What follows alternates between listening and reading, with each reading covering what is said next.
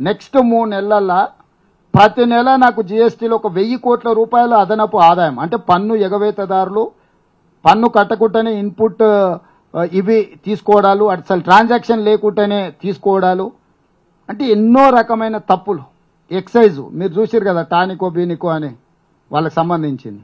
దాంట్లో ఒక్క నెల చూస్తేనే ఒక 200 కోట్లు ఎంతో, ఒక సంవత్సరానికి లెక్కేస్తేనే 200-300 కోట్లు వచ్చింది. 5-6 నెల ఈ 5-6 ఏళ్ళది లెక్కేస్తే 3 ఏళ్ళు 4 ఏళ్ళు అయినట్టుంది. అవి లెక్కేసి ఇట్లా చాలామంది నచ్చితే నజరానా, నచ్చకపోతే జుర్మానా.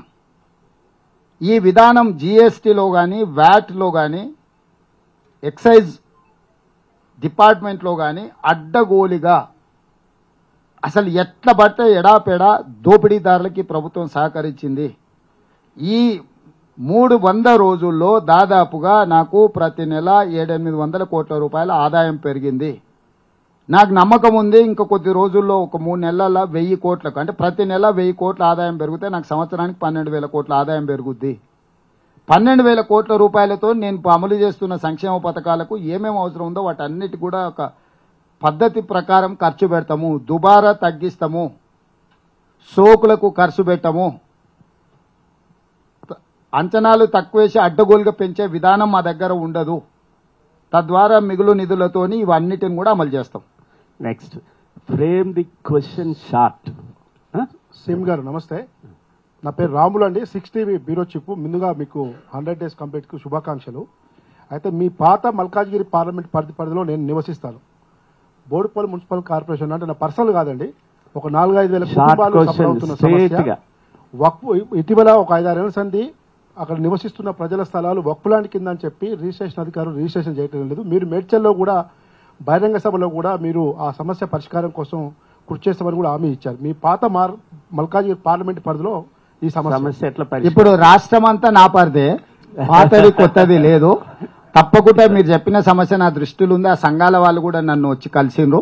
దాన్ని తప్పకుండా పరిష్కరిస్తాం. సంబంధిత అధికారులకు దాని మీద నివేదికలు తెప్పించి దానికి అవసరమైన చర్యలు అక్కడ ఉండే బాధితులకు లాభం చేకూర్చే విధంగా నిర్ణయం తీసుకుంటాం. సార్ నమస్తే, నా పేరు ఫజల్ అండి, తెలుగు వన్ స్పెషల్ కరెస్పాండెంట్ ని. సార్ దుబాయ్లో పనిచేస్తున్న గల్ఫ్ బిడ్డల సంక్షేమం కోసం కనీసం మీ ప్రభుత్వమైనా పట్టించుకుంటుందా?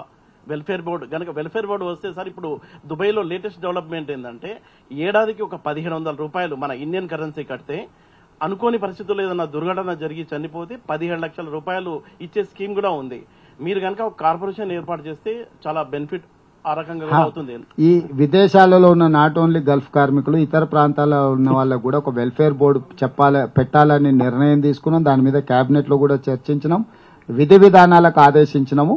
విధి విధానాలు ఎలక్షన్ కోడ్ పూర్తి అయితేనే తీసుకొచ్చి వాళ్ళకు శాశ్వతంగా ఆ సమస్యకు పరిష్కారం, ఈవెన్ ఈ దళారుల వ్యవస్థను కూడా పూర్తిగా తొలగించడానికి ప్రభుత్వమే వివిధ దేశాలలో ఉద్యోగ ఉపాధి అవకాశాలను ప్రభుత్వమే తెప్పించి ఇక్కడ వెళ్లాలనుకుంటున్న వాళ్ళని కూడా నమోదు చేయించి వాళ్ళకు అవసరమైన తర్ఫీద్ అంటే ఒక శిక్షణ లాంటిది ఇచ్చి ఎక్కడికి వెళ్ళాలి, ఏ దేశము ఎట్లుండాలి అనేది కూడా దానికి ఒక మొత్తం వ్యవస్థని శాశ్వతంగా ఏర్పాటు చేయాలని ప్రభుత్వం చర్చించింది. తొందరలోనే ఒక మంచి పాలసీతోనూ ముందుకు వస్తాం. తప్పకుండా ఇట్లాంటి దళారుల వ్యవస్థ అంటే మోసం చేసే వాళ్లకు ఏజెంట్ ఉండాలనుకున్న ప్రభుత్వం దగ్గర నమోదు చేయించుకోవాలి. ఏజెంట్లను నిషేధించం, ఏజెంట్లు చట్ట పరిధిలో పనిచేయాలి. వాళ్ళందరూ కూడా ప్రభుత్వం దగ్గర నమోదు చేయించుకోవాలి. అఫీషియల్ ఏజెంట్ ఉన్నాడు అనుకో, అతను ఏం చేస్తుండో మనం పర్యవేక్షించవచ్చు. ఇప్పుడు అన్అఫీషియల్ ఏజెంట్స్ ఉన్నారంటే వాడు ఏం చేస్తుండో, ఎవరు మోసం చేస్తుండో, ఎవరి దగ్గర డబ్బులు తీసుకుంటుండో మనకు తెలియని కూడా తెలియదు. హలో సార్, అదేవిధంగా చనిపోయిన వాళ్ళకు 5-5 లక్షలు వాళ్ళ ఫ్యామిలీస్ చనిపోయిన వాళ్ళకు కూడా ఉంటే మొన్ననే 5-5 లక్షల రూపాయలు ఇవ్వడం జరిగింది ఆ కుటుంబాలను ఆదుకోవడం కోసం వేములవాడ అసెంబ్లీ కాన్స్టిట్యున్సీలో. దృష్టికి వచ్చిన రెండింటి మీద ఆల్రెడీ 5-5 లక్షలు ఆ కుటుంబాలకు చెల్లించడం జరిగింది వేములవాడ కాన్స్టిట్యున్సీ. నేను రఘు అండి, నా పేరు RNA ఎడిటర్ని. నేను విలేజ్లోకి వెళ్ళినప్పుడు ఒక చిన్న సమస్య వచ్చిందండి. ఈ గత ప్రభుత్వం ఏం చేసిందంటే ఇల్లులు ఉన్న వాళ్ళు వాళ్ళ తండ్రి చనిపోతే ఇంతకుముందు ఒక అప్లికేషన్ గ్రామ పంచాయతీలో పడి